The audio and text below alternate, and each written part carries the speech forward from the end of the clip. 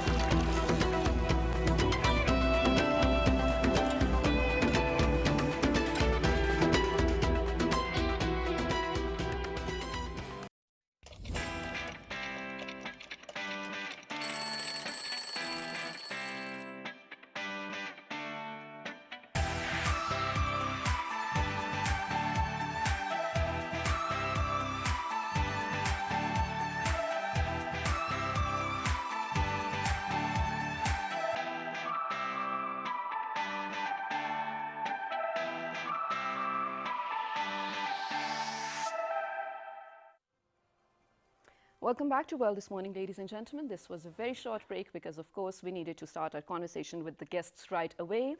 Today, we are discussing the issues that would stand in our education system and then the people who realized those issues and, came up with solutions to counter those issues. On my right-hand side, ladies and gentlemen, we've been joined by someone who happens to be the CEO of International Learning Hub, Ms. Saira Wasim. Assalamu alaikum. Welcome to the show. Walaikum assalam. Thank you so much for inviting us. It's my pleasure, absolutely. Next to Ms. Saira, we have Noor Fatma Aurangzeb, who happens to be the co-founder of International Learning Hub, also the executive director. Assalamu alaikum. Welcome to my show. Walaikum assalam. It's a pleasure being here on your show. Thank you so much. All right, so Ms. Saira, I'm going to start the conversation with you. International Learning Hub. Before we dig into what it is or, the campuses where they are, do let me know that where were we lacking behind that you yourself needed to start an initiative on such a big level? Shiza, International Learning Hub is an ideology which has emerged to cover the gap. Okay. The gap which the financial statement has in our community. So, International Learning Hub is an affordable solution to the people of Pakistan, and yet at the same time it's a combination of the latest educational strategies embedded with our own value structure. Okay, that is amazing. Now, Noor Fatma, I want you to let us know about the campuses. First of all, what grade are you getting on to? And are you guys expanding as well? Because from what I understand, you just launched in 2019, is it? Yes. Do let me know all about it. Yes, we are a private school. We just recently established in 2019. And now we are expanding. Right now we have two campuses. One is in Islamabad, G13, and the other is in Gujranwala. All right. Yes, right now it's two. In 2021, inshallah, we are expanding in Lahore and Rawalpindi. And are you teaching students of matriculation or A levels as well? Yes, right now it's till class 7. Okay, from perfect. daycare till class 7. And next session we are launching O level and matric. All right. So for all of those who are watching and for all of those who did not understand, let me just rephrase it. International Learning Hub, ladies and gentlemen, is one of the initiatives that people like you, people from within the society came up with, and they felt like there's a certain need, there's a certain gap we need to address. And this is what they have been doing. Now to dig in deeper in terms of what the gap was. Ma'am, when you say you have created these campuses, and they are, of course, they have a certain mechanism in terms of, inculcating values and everything. How is your institute different than hundreds of other public institutes that right now are in a race of capitalism, let's say? Well, let me put it up very straightforwardly. Where all schools are addressing the academic needs of our children, we believe that the holistic development, the character building is also the responsibility, the co-responsibility of the school. So, together with parents, we believe that we have to work on the character building, and how we are going to do it. Our curriculum is a combination of 4 values, which is empathy, peace, patience and respect. And once this is embedded and starting from the top management to the security guard outside, when we all are role modeling it, we believe that our product is also going to be a product of all these approaches that you've been combination taking. of all these values. And then I also believe that automatically what our Qaid said, unity, faith, discipline, are going to be the outcomes of these inputs. Okay, so Ms. Saira, you have been an educationist for almost 20 years now, mashallah. That's brilliant, because you have seen the sort of changes that have been taking place in the system as well. And Noor, you sort of belonging to the newer education system. Yes. Now, when you guys sat together on the table and discussed all the issues that were and all the issues that are now, what were some of the things that you both agree with that, okay, let's change this first? Let's start with you, Ma'am Saira. Yes, we are together. We are a good combination of it's a brilliant team of what was conventional education going on and what are the recent changes in the education system. A lot is to be done, but let's appreciate a lot is done as well. Yes, so let's appreciate that and let's continue. So everybody who is contributing to the education is investing in the future of the country. Indeed. And so this is what we are also doing. we must, we together we agreed on that the chalk and talk teaching is over. The lectureship style is no more. So we have to make it student centered, a hands-on model, and latest technologies, digital equipments are to be given to our children to compete with the world. That's amazing. Now, ma'am, one very important thing, I think you have also explained that, but valuing values is what you're building your institution on. I'm going to add something over here. People, I know some students, I know some youngsters who have been going to certain private schools over here, very famous ones, not going to name them. While they do sort of, get a quality education, a certain standard that has been set up in terms of international standards, but the etiquettes, the way how to deal with your elders, the way how to, exist in a society, how to contribute to a society is majorly lacking. So I really hope you guys are going to pinpoint that out and then inculcate that in the I students think as that well. was the main purpose to start this school, because valuing values is our slogan. Yes. It's not like typical what other schools do. Right. It's not related to education, it's not related to learning, it's related to values. So we are focusing more on values because education purpose will be served eventually in the education system. So obviously we have to focus more on the values. Yes, of course, that is so important because, like you mentioned, you're going to change the future of the country. So now, ma'am, yes. I'll second to you, like you see, you also observe the same thing in a star child.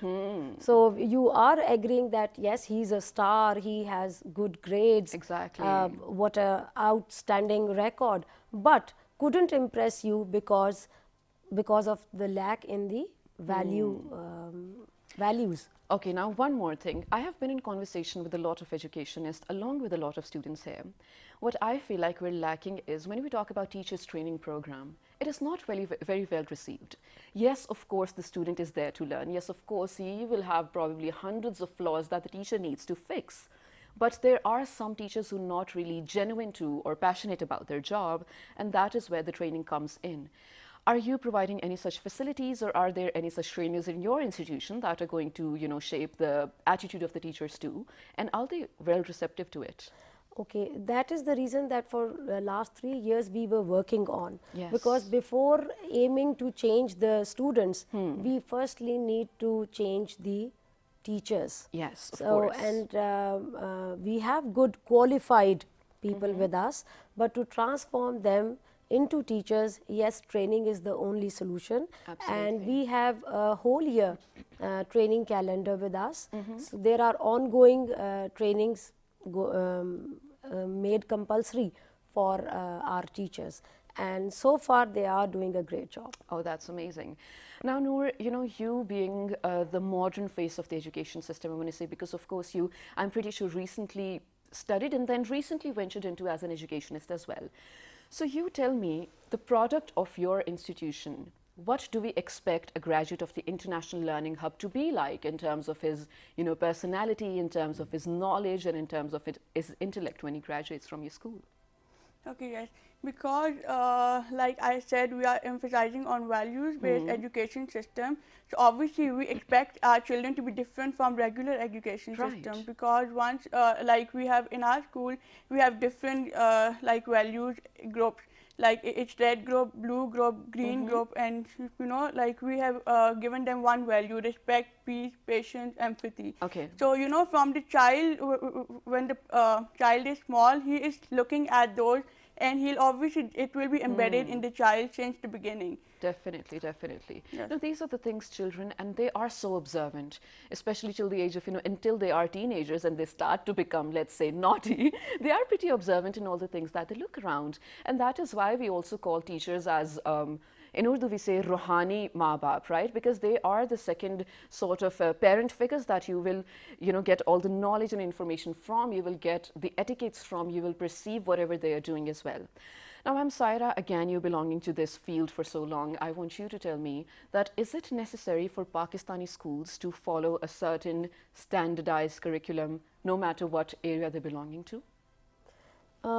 By standardization, may I ask what do you mean by that? A certain curriculum that all schools must follow, regardless of Already, what board, regardless of what province they belong to and everything? the national framework is already Yes, available. right. Is And it important, I'm saying? yes, because the prime objective of every school is nation building. Okay. So, national curriculum is there, according to which, yes, Urdu is compulsory, Islamiyat is compulsory, Pakistan studies is compulsory. The objectives of those subjects are very clear and are close to our hearts. By saying that doesn't mean that we forget that our child is to compete with the world as well. Absolutely. So that is the reason that from early years foundation stage, we have combined our national curriculum and international preschool curriculum together, Okay.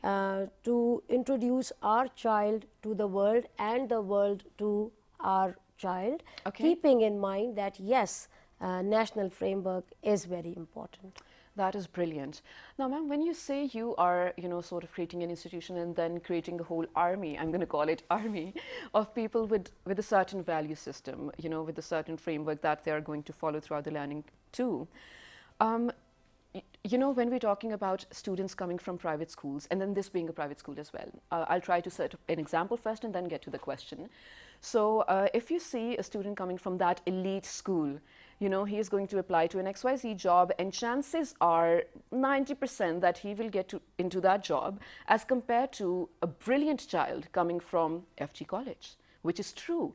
And the only place that the child is lacking is in his grooming, how to speak, how to be confident in everything.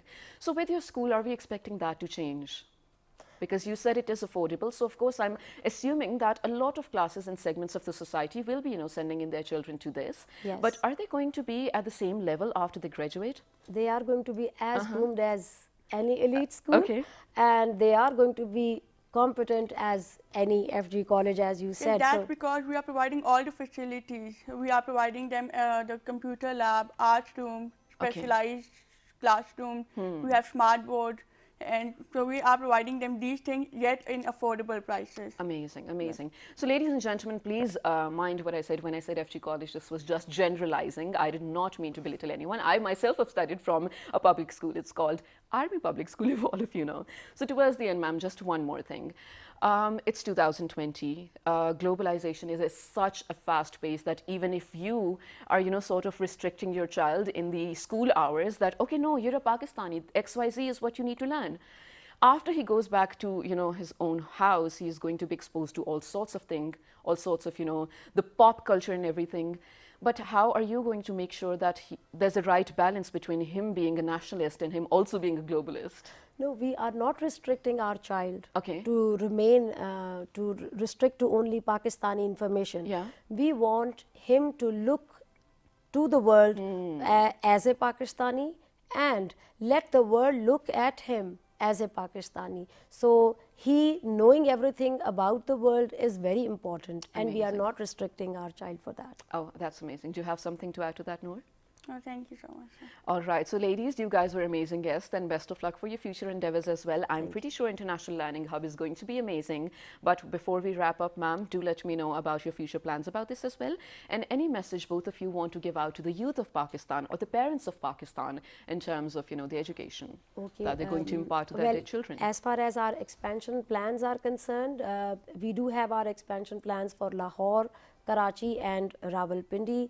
So all in those cities, stay tuned. Soon ILH is going to come to Lahore, Pindi, and Karachi. Oh, that's amazing. And then the journey will continue, inshallah ta'ala. Coming to the second part, which was? If you have any message for the parents or the All students right. out there. So as you know that ILH is working against the wind and is working trying to shift the mind, we would request that it is not possible without the cooperation of parent body. Okay. From parents, we want that they also insist way more on values than only on the grades. Grades Yes, are absolutely. important, but not the only thing required to be successful in the world. Agreed. So important. Thank you for saying that. Thank you. What about you? And for teachers, I must say they should be very passionate and dedicated towards the children, and they should not just take it as a job. They should not take it as a profession. They should just love what they are doing. Absolutely. Thank you so much for saying that. Miss Saira Wasim, Noor, Fatma Aurangzeb, you guys were amazing. Thank you for being here. And Noor, I'm going to take further your point where you said teachers have to be genuine and passionate towards their job as well. Because, ladies and gentlemen, I feel these are such noble professions. You know, when someone asks me, what do you think is the noblest profession? Of course, there are so many, but two things that come to my mind is a physician and it's a teacher. Because if you don't perform these jobs from your heart, you are doing a major damage to the society, you know, in terms of health, of course, and then in terms of shaping the future as well. So if you are in the education sector, in whatever form, if you are a teacher, if you're a student, if you're a helper, if you're a trainer, just be true to your job, because I don't think you realize that. But you are actually dealing with the people who are going to be there when you are not going to be there. They're going to further your values as well. They're going to, you know, make Pakistan for what Pakistan will be in the future. Ladies and gentlemen, right now heading out to a very short break, but this is what we will be entirely talking about today. So stay tuned to find out more about, you know, education system in Pakistan and people and things that are going to improve the system as well. Good morning.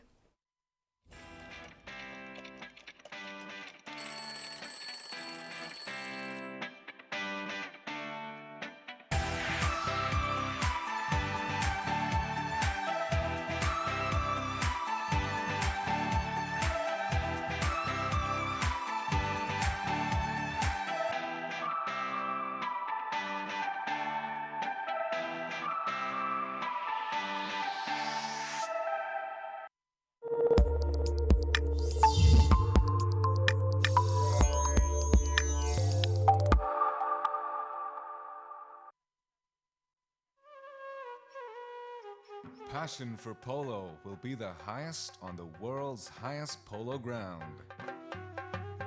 Shandur invites visitors to experience a traditional polo tournament between the teams of Chitral and Gilgit. The tournament is held on Shandur Pass, the highest polo ground in the world, at 3,700 meters above sea level.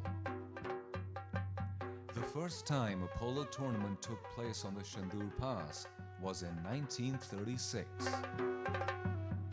It is a place unique and exotic in itself, surrounded by some of the most spectacular mountain scenery in the world. The event marks the annual rivalry between the teams of Chitral and Gilgit. The polo tournament has some added attractions for the visitors: trout fishing at the nearby streams and lakes, and a festival of folk dances and music of northern Pakistan. The event in itself offers a fascinating insight into the lifestyle of the people of this region. Their culture and indigenous customs are a delight to behold for the visitors. Crystal clear lakes, snow-covered mountains, alpine flowers, and vast stretches of green grass are added attractions. Fairs and festivals of Pakistan.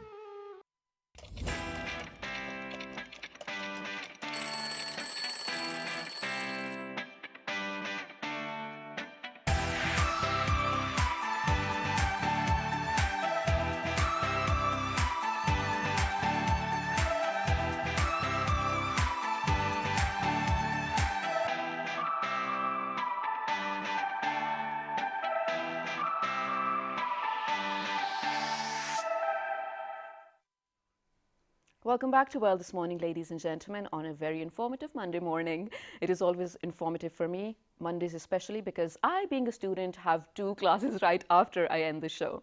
But if you've been watching the first segment, you know that we have been, shortly, briefly discussing the education system of Pakistan and what people from within the society need to do, you know, in terms of coming together and rising as a society to counter those challenges that will stand in our education system. And I'll tell you what, I think this is the note I began the show with, and then we went out on a short break without explaining. Please excuse me for that. So I was just given an example of what you can do, being an individual in the society, to improve the system when you know that millions of students under the age of 16 are out of school. You being a responsible citizen, and if you can afford, you can actually sponsor the child's education. And, you know, without asking them to leave whatever they're doing, without asking them to stop supporting their family or stop being there for their family, you can, you know, sort of set up a system that चलो सुबह तुम काम कर लो, शाम को तुम जाके पढ़ लो. Because education, ladies and gentlemen, learning never stops. There is no certain age that, where learning ends. So it is something that needs to continue with your life as well.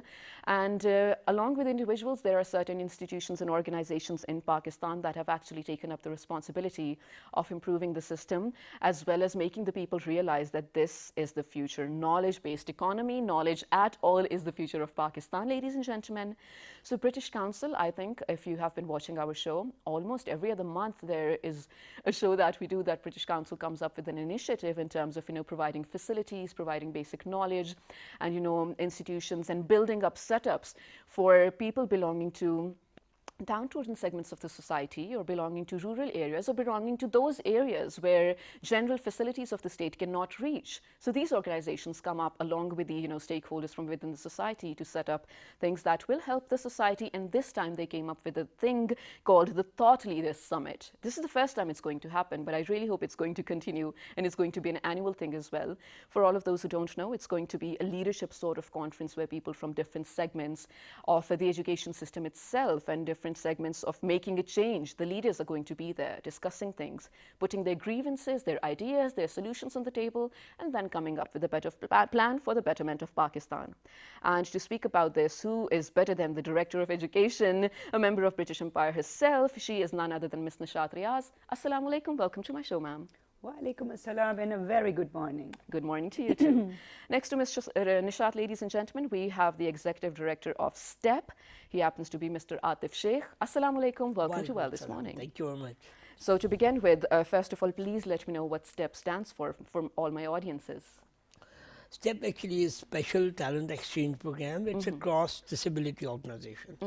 I hope you heard about the disability-led organization like Association of the Blind, Association of the Deaf. Yes. So STEP is a cross-disability organization which represents all the persons with disabilities, and it's based in Islamabad, working across country for last 20 years on the rights of persons with disabilities. Okay, that's perfect. Now, Ms. Nishat, coming to you, of course, we are going to begin with, the conference itself, Thought Leaders Summit, which, by the way, Mr. Asad Umar and Shafqat Mahmood are also going to be there inaugurating the sessions and being a part of the conversations too. It's going to happen on the 5th and 6th of March, if I'm not wrong. But I think we need to begin with the research unit. Yeah. Because when you're going to address such a massive issue of, lack of education to certain segments or lack of a certain framework of education, then you need to have proper facts and research for that. Sure. Let me know where that comes in and how you went about that. Sure. Thank you very much. First of all, a lot of credit goes to Pakistan Television for creating that enabling environment for the world. When I, along with other millions of people, grew up, we see PTV as the ears and eyes for us. And we at British Council believe that the work that we do for the people of Pakistan and between United Kingdom and Pakistan, we need to have credible eyes and ears, which can tell us what is required at this time and space for Pakistan, what is required for the student, for the learner of today, what is required for teachers, what is required for educators, and what is required for policymakers. And let all of them tell us what is required for them, what works for them, and what does not work for them. Okay. So through our work, we have been here over 70 years. Just after Pakistan independence in 1948, British Council started operating here. Okay. We have been working with the people of Pakistan. All right. And all the information that we gather through our work experiences, we have been able to accumulate it through our research and monitoring unit, which tells us what is required in this time and space. So be it schools, be it skills, be it young people, be it people with disabilities, or be it people with senior citizens whom we call. So we work across the social fabric of Pakistan through the research. All right, so this is going to be a generalized question actually, but I want you to address it in the best way possible.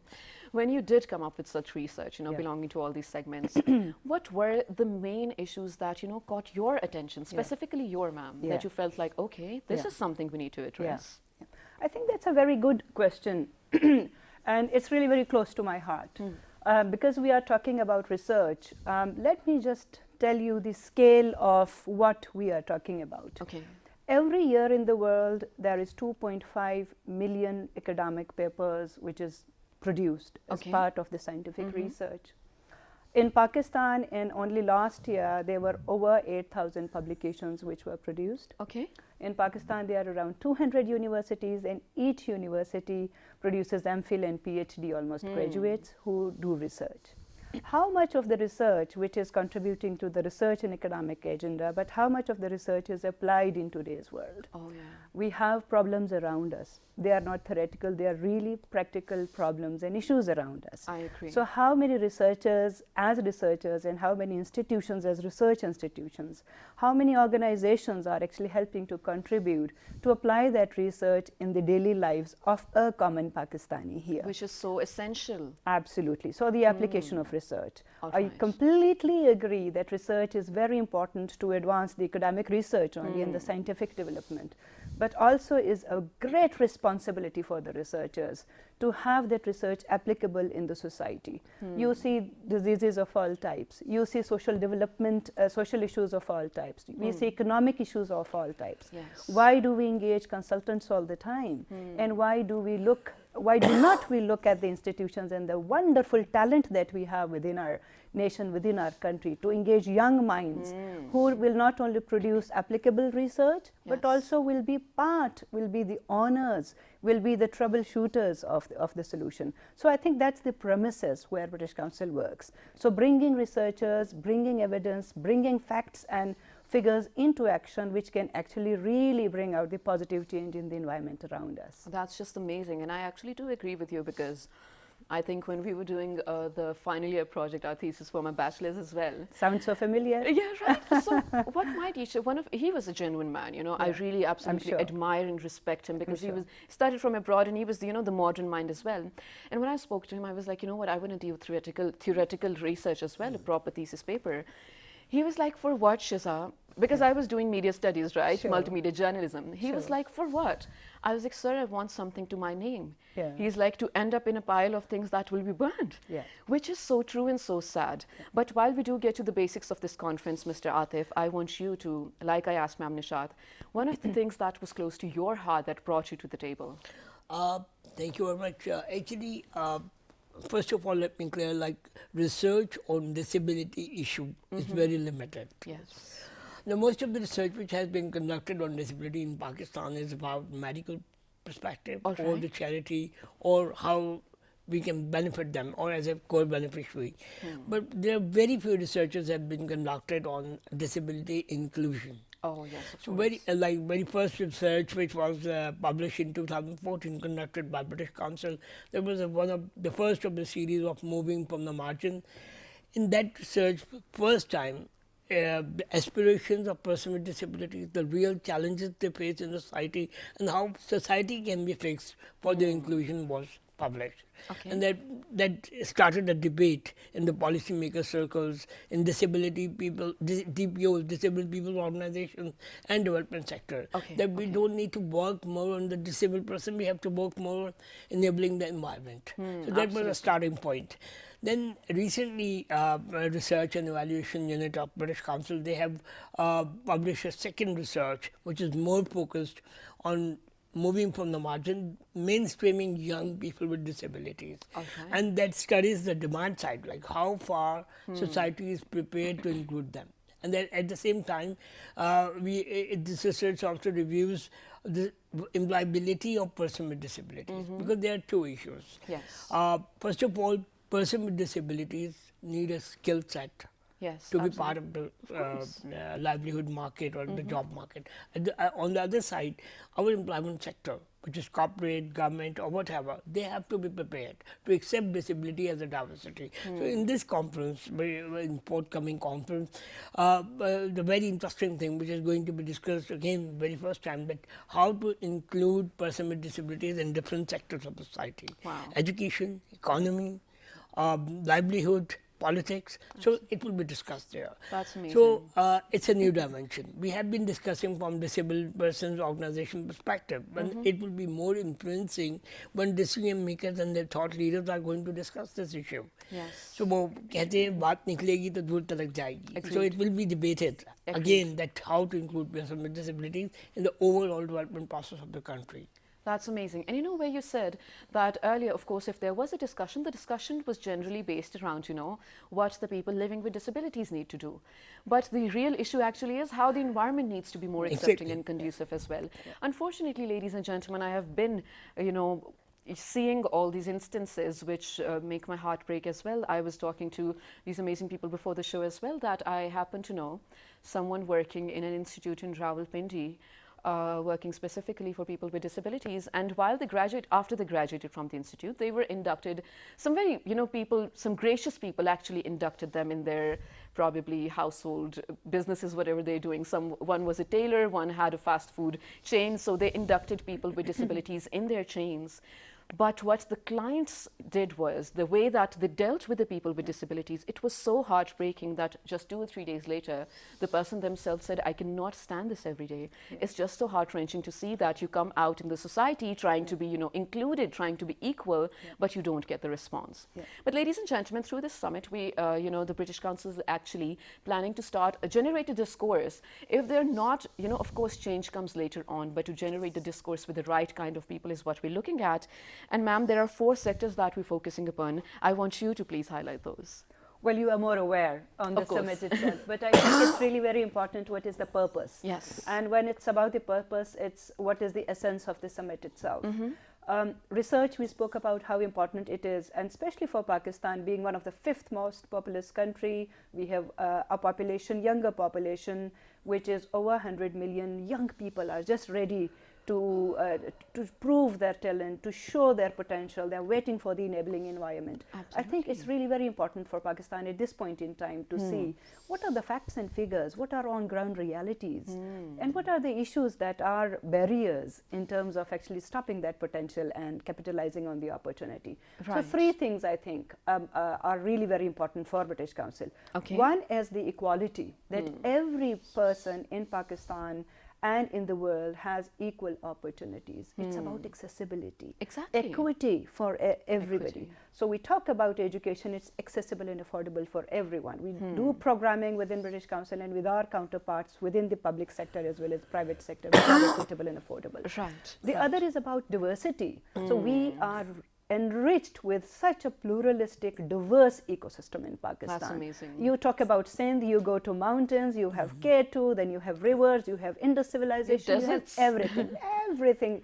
Within 10 kilometers, our language changes. Yes, nowhere in amazing. the world this happens. And we are not talking about the human potential itself. So appreciating the diversity. And third area, which actually clubs both of them, is the inclusion part, which of course Atif and his organization champions. So where we want to engage every ethnic, every person that comes from a different ethnic background with different talent, with all the differences, welcoming them. So the EDI, the Equality, Diversity, Inclusion, is the key essence of the research summit that we have. And this is not one time, as you said, you know, research goes to the books shelves and then hardly there are people who either work on the research, take it. But this research is applied throughout our programming. We do our schools work. You spoke about out-of-school children, which is around 20 million children are out of school.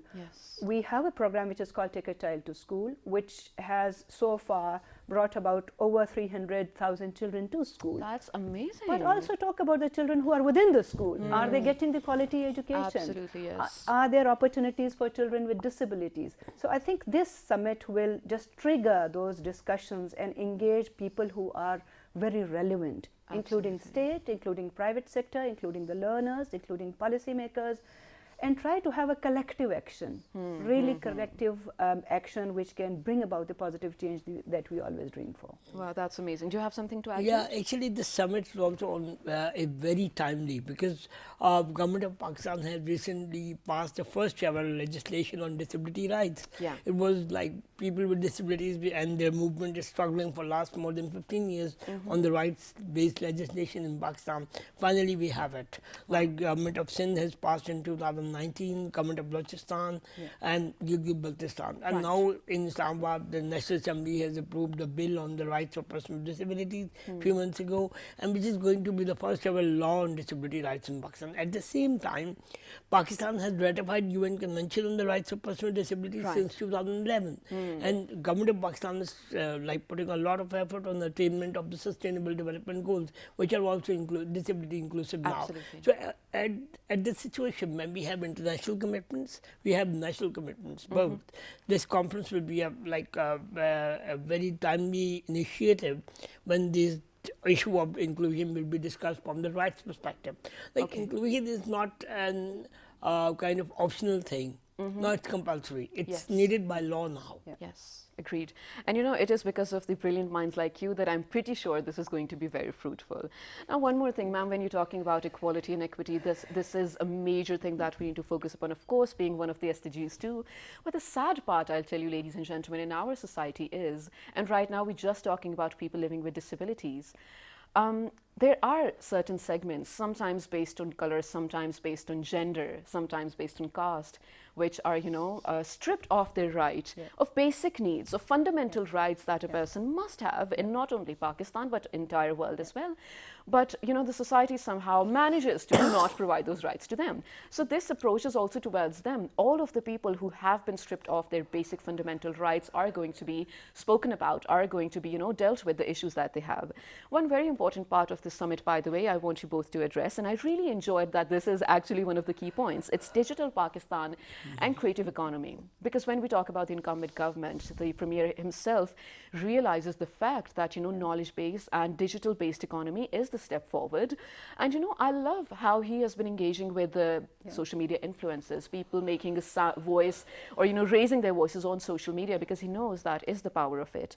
So how are you going to cover these sectors, and what are we sort of going to get out of it? Let's start with you, Mr. Atif. From the digital perspective, like this is the age of information, and if we have everything available digitally that people with disabilities can access very easily. Yes. Like in olden times, blind people were taught by braille books, and they have limited information, or they have limited access to the information. But now, through this digitalization of the world, every single bit of information is available for all kinds of persons with disabilities. Agreed. So very interesting thing, like which I need to mention here, that Pakistan digital policy, which is still a draft but has included disability in it. Like all the websites created in Pakistan will be fully accessible for the blind people. That's amazing. And sign language should be part of the news on major media events in the country. It is actually BTV, I want to mention. Yeah, BTV is the pioneer in starting this sign language. They started like 25 years ago,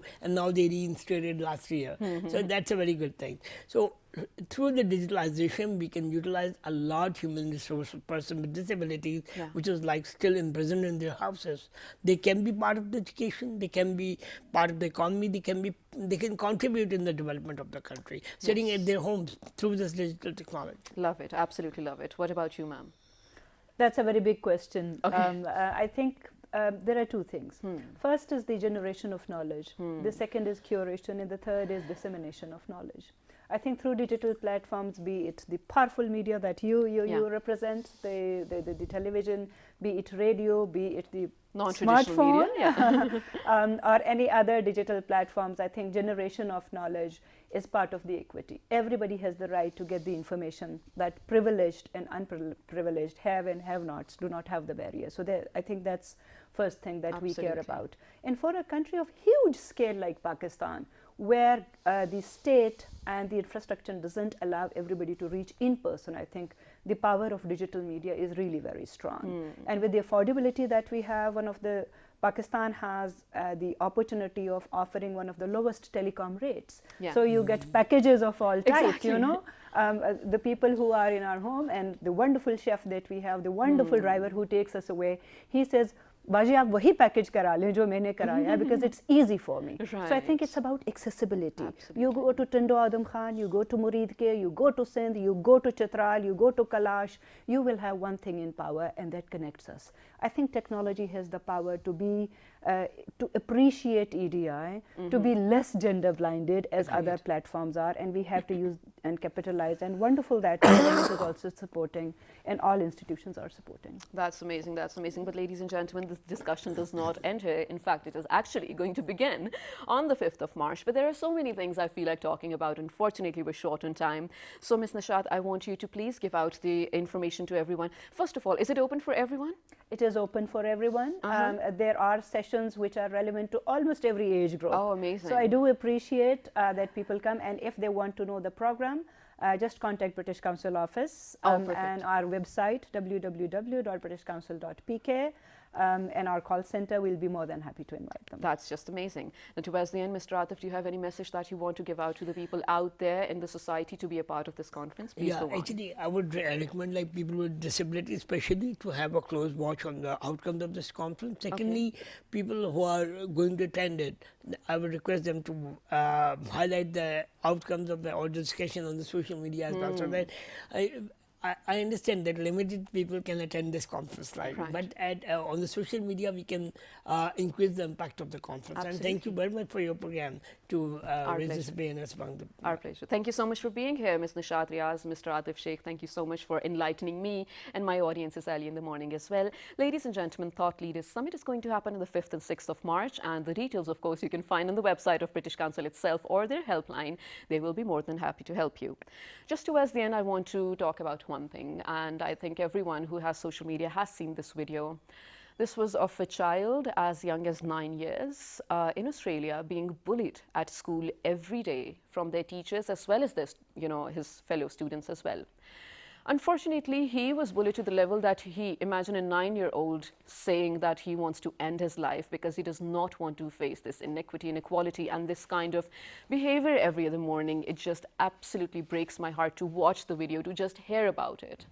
And then, of course, good things happened to him. And alhamdulillah, I'm so happy for that little kid, because then, international players were reaching out to him, taking him into the stadium as well. And people were contributing to him, buying him presents and everything. Yes, it did make his life.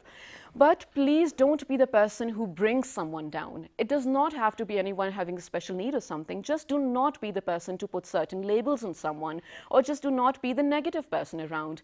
Things coming out of your mouth will have an impact. Just please make sure to think twice before you utter any word. Well, this was a very important, a very general, but a very important message I wanted to give out. Please write us on our Facebook page with the name of World This Morning, on Twitter World This Morning without a G, Daily Motion on YouTube World This Morning or PTV World, and the repeat you can catch at 11 p.m. tonight. Till the next time, take care. Good morning.